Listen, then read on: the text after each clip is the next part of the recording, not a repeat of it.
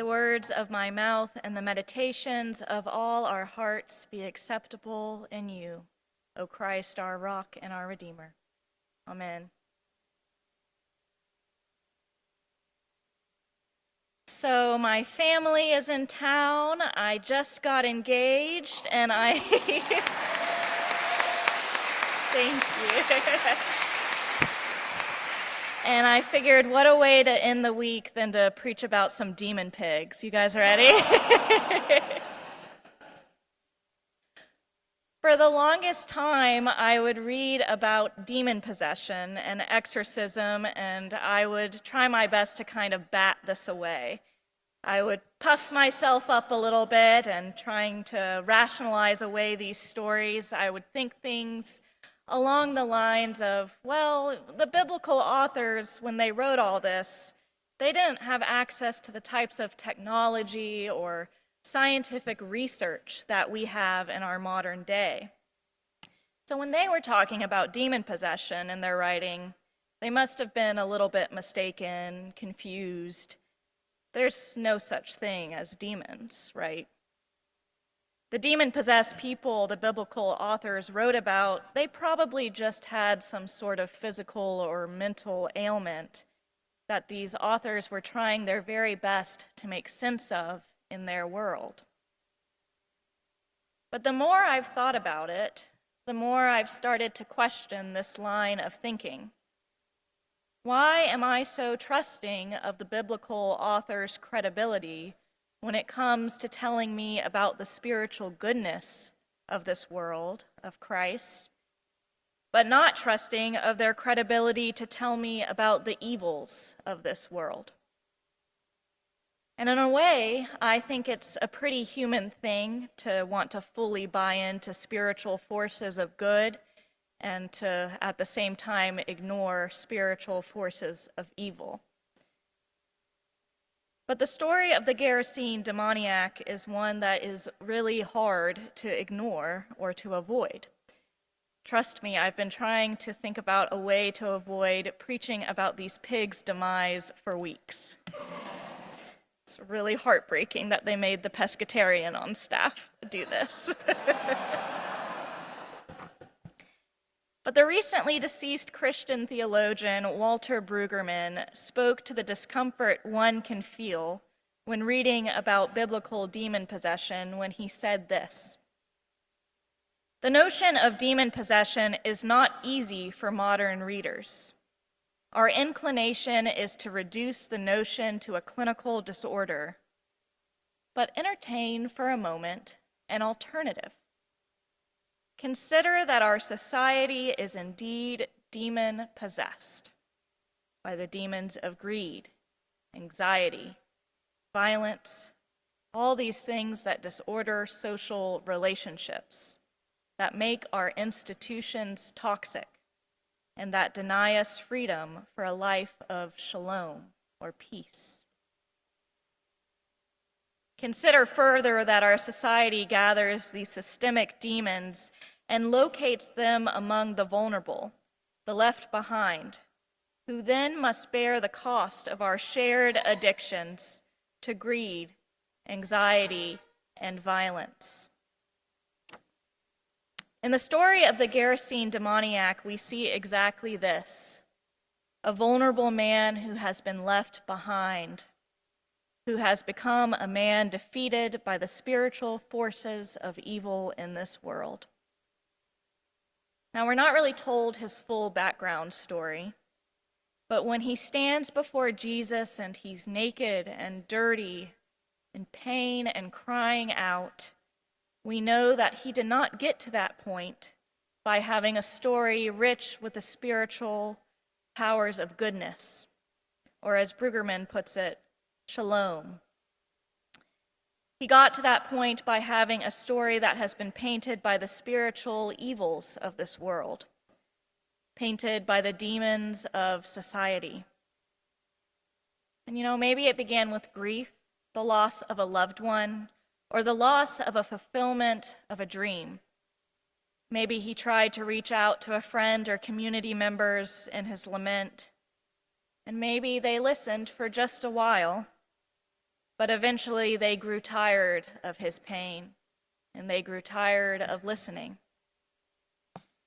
And then, maybe like many of us do when we're overwhelmed and afraid, he began to act out.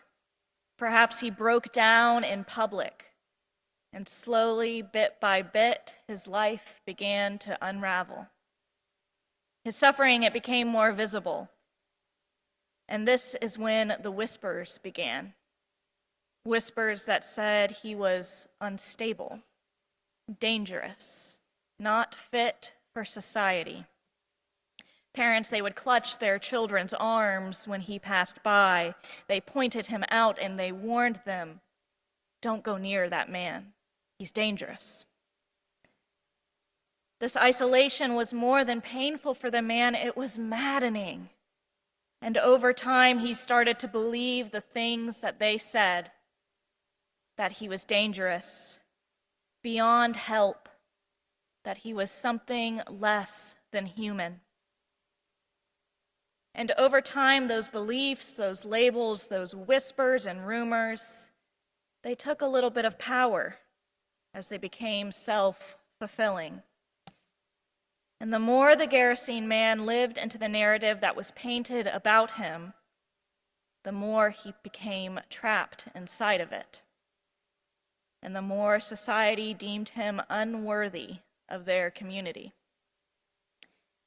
And eventually, his neighbors stopped trying to heal him or understand what happened to him. Instead, they decided to get rid of him, chain him up and cast him out, far away from them.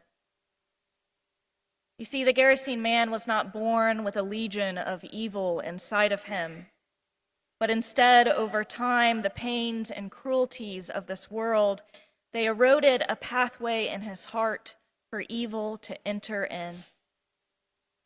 The Gerasene demoniac, as Brueggemann suggested, of those possessed by evil, had certainly been left behind.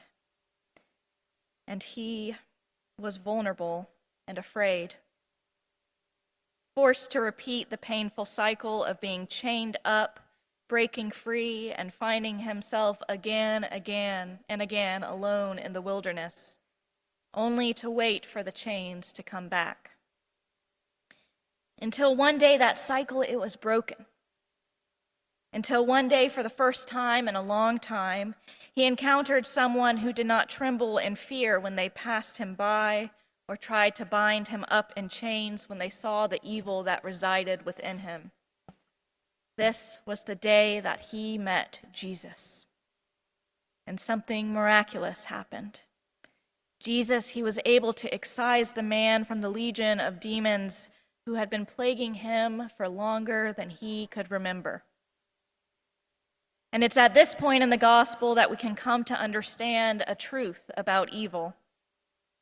And that truth is that even after it is cast out, evil leaves its mark. Evil has lasting effects on what has been left behind in its wake. We start to see the consequences of evil in the story and this community. When the demons leave the Gerasene man and choose to enter the swineherd. And then when the swine cannot handle the evil that resides in them for one bit longer, they hurl themselves off of a cliff to their demise.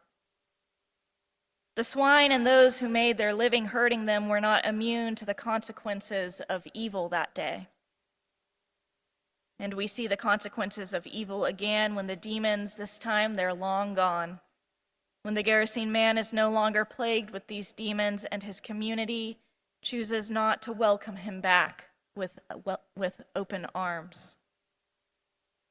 The text says instead that when they saw what had happened, when they saw him finally clothed and in his right mind, they were seized with great fear.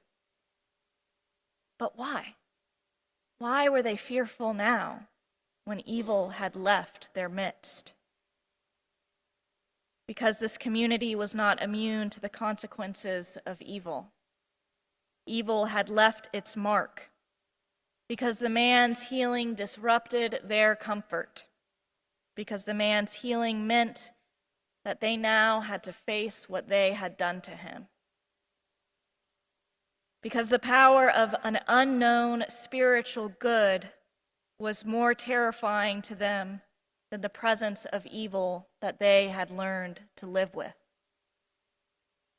Theologian Thomas Merton once said, "The devil is no fool. He can get people feeling about heaven the way they ought to feel about hell. He can make them fear the means of grace the way they do not fear sin." Jesus saw that the community was feeling this way. Jesus saw that the consequences of evil were still wreaking havoc on them. But Jesus knew, and we know, that the consequences do not mark the end of the story. As we see in our gospel reading, Jesus knows another truth about evil. That even though the evils of this world will leave a mark, so does goodness, and goodness is much stronger. Jesus knew that if he healed the man, and then the healed man left with him, the community would be in danger of falling back into old patterns, of finding another scapegoat, another soul to exile, another person to blame. And Jesus knew that he came not just to cast out demons, but to restore what evil had destroyed. So Jesus, in an effort to restore the community, did something extraordinary. He sent the Gerasene man back to his community that was unsure of him, but this time not as a broken, haunted soul whom they had cast out, but as their very own and very first missionary. As a living testimony to what happens when evil is named and confronted and cast out.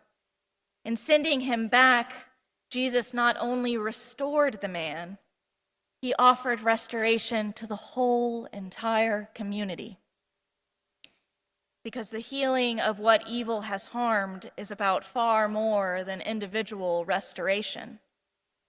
When we allow Christ to restore what has been broken in us, it tends to have the effect of rippling outward. It opens the door for others to be honest about what wounds them. It challenges communities to confront what they've ignored and to imagine instead a new way of being together, of living together. So as we continue to certainly live in a world where the consequences of evil are overwhelming, let us not forget that we are called to respond to the vulnerable, to the cast out, the forgotten, to respond to them all with love, to show others that grace is not something to be feared, but to be embraced and given freely to all who need it. Let us not forget that when faced with overwhelming evil, we are called and can respond with overwhelming goodness. Amen.